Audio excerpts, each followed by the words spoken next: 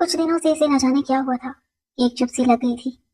न वो घर के कामकाज में दिलचस्पी लेती थी और न अपने बच्चे को देखती थी। घर के सामान को छूती तक ना थी। बस घबरा घबरा कर चारों तरफ देखती, फिर रोने लगती। रोते रोते आंखें सुर्ख हो गई और सिया हल्के पड़ गए।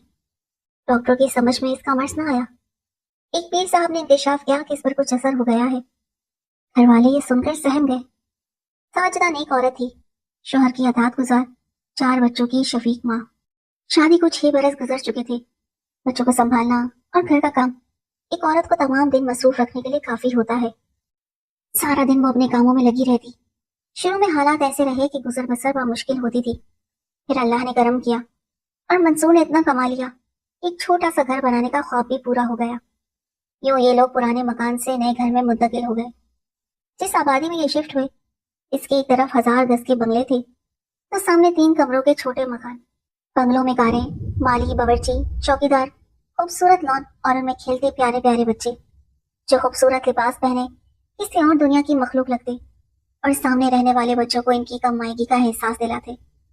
कुछ लोग इस तजाद पर कुड़ने के बजाय अपनी किस्मत पर शाकिर होकर गुजारा करते हैं, और कुछ ऐसे भी होते हैं जो अपने से बेहतर हाल में जिंदगी बसर करने वालों के हिर्स में बेहाल हो जाते हैं। बस यही सब कुछ साजदा के साथ हुआ। एक दिन वो अपने घर का दरवाजा बंद करने आई तो सामने वाली बेगम साहिबा ने बड़ी मोहब्बत से पूछा, कैसी हो? कभी आ जाया करो, मैं बच्चों के जाने के बाद अकेली हो जाती हूँ। किसी दिन वक्त निकाल कर जरूर आना। बड़े बंगले वाले ने जो छोटे मकान वाले के साथ हंसकर बात कर ली तो ये फूली ना समाई और इधर इसे राहो रस्म बढ़ाने की तरकीबें सोचने लगी। एक दिन ख्याल आया कि इन बेगम के यहाँ टेलीफोन तो होगा, फिर क्यों ना जाकर जरा अपने मियाँ को फोन कराऊं, पता भी चल जाएगा कि ये वाकई इखलाक वाली है भी या नहीं। साजिदा जुर्रत करके सामने वाली बेगम के गेट पर पहुंची। बेल बजाई तो चौकीदार ने दरवाजा खोला। साजिदा ने बताया कि हम सामने वाले मकान में रहते हैं। पड़ोसी होने की वजह से चौकीदार ने अंदर जाने दिया। बेगम साहिबा ने जो इसे देखा तो बड़ी खुश हुई। वो वाकई अच्छी अखलाक वाली थी। उन्होंने इसकी ऐसी खातिर मदारत की कि वो खुश हो गई और इसका मुरझाया हुआ दिल फूल की तरह खिल उठा। जब से वो नए मकान में आई थी, पास पड़ोस में किसी से ज्यादा दोस्ताना नहीं हुआ था। अक्सर वो खुद को तन्हा महसूस करती, जबकि पुराने मोहल्ले में तो सभी अरसे से एक दूसरे को जानते थे, दुख सुख में शरीक होते थे। वहां पड़ोसने बहनों की तरह लगती थी। मिसेस अकमल ने साजिदा को पहली मुलाकात में वो चाहत दी कि वो इनकी दीवानी हो गई। आहिस्ता आहिस्ता दोनों में दोस्ती बढ़ने लगी और वो बेगम साहिबा के रंग ढंग अपने दिलो दिमाग में बसाती चली गई। अब बेगम साहिबा भी कभी कभी इसके छोटे से मकान में आ जाती और दोनों गपशप करती। इनमें कोई फर्क ना रहा तो एक बार मिसेस अकमल ने साजिदा से कहा कि मुझे मुख्तलिफ तकरीबात के दावतनामे मिलते रहते हैं, कभी तुम भी चलो, मैं मियाँ से पूछकर बताऊंगी।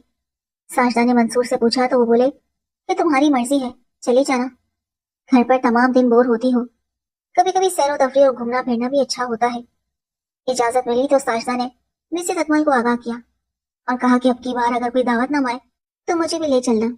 हमारे कल पे मीना बाजार होने वाला है, मैं तुम्हें ले चलूंगी।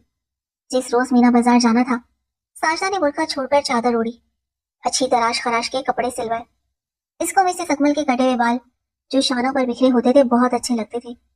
जब वो हंस हंस कर लॉन में साहब और इनके दोस्तों से बातें करती तो बड़ी दिलकश और ग्रेसफुल नजर आती थी।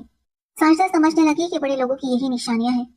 इसने भी मीना बाजार जाने की खातिर थोड़े से बाल तरशवा लिए, फिर तैयार होकर इनके साथ गाड़ी में मीना बाजार पहुंच गई।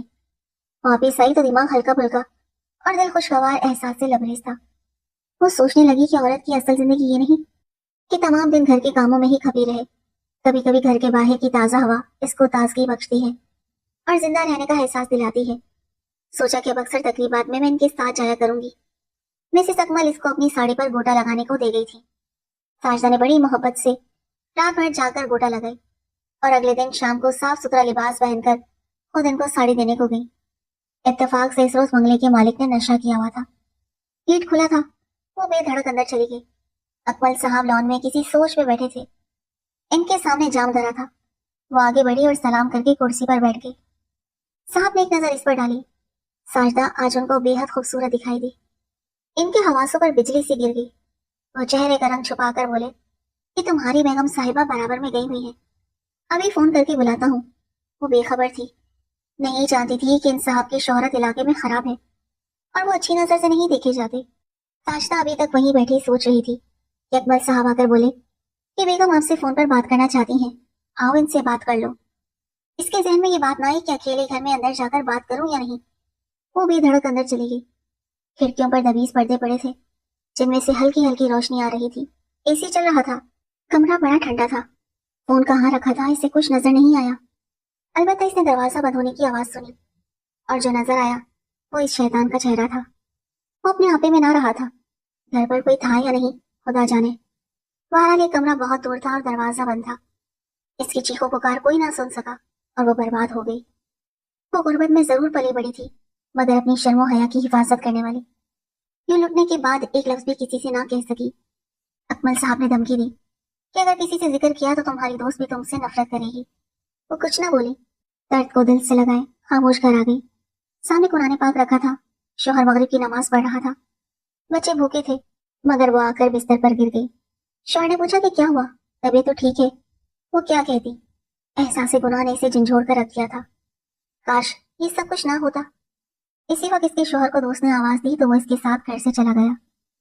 साजदा मगर इस नागहानी वाक़े से इस बुरी तरह मुतासिर हुई कि खामोश चीख बनकर रह गई। ये हाल इसका 6 रोज तक रहा। खाना पीना बोलना सब छूट गया। यहाँ तक इसे अस्पताल में दाखिल करा दिया गया। सब बार बार पूछते कि बात करो, कुछ बोलो, मगर सकवी से जबान गंग थी, बोल ना सकती थी। तभी से अस्पताल से घर लिया। रफ्ता रफ्ता जहन ने हकीकत को तस्लीम कर लिया।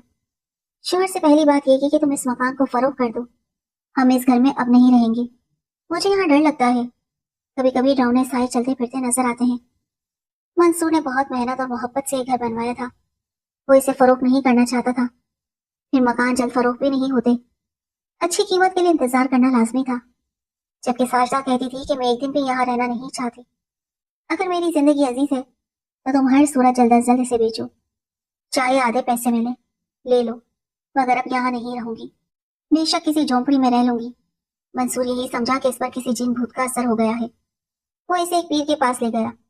इन्होंने साजदा को देखकर मशवरा दिया कि फौरी तौर पर मकान फरोख्त कर दो। जिस जगह तुमने मकान बनवाया है यहाँ पहले भूतों का मस्कन था, इसीलिए वो तंग कर रहे हैं। तुम्हारी बीवी इसी वक्त अच्छी होगी जब तुम इसे इस जगह से दूर ले जाओगे, वरना इसकी जान चली जाएगी। ये सुनकर बेचारा मंसूर घबरा गया। इसने स्टेट एजेंसियों से राब्ता किया और भागदौड़ शुरू कर दी। यहाँ तक कि मकान होने पौने दामों बिक गया।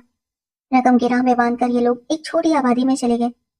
इस जगह आने से साजदा को कदरे सुकून मिला, क्योंकि वो अब इस शैतान के मस्कन से दूर आ गई थी। कम अज कम सामने वो बंगला तो ना था जिसके मकीन के तस्वुर से इसे खुद अपने आप से भी नफरत महसूस होती थी। वो सोचती इन बड़े लोगों की चाह में इसने अपना आप गिनवा दिया।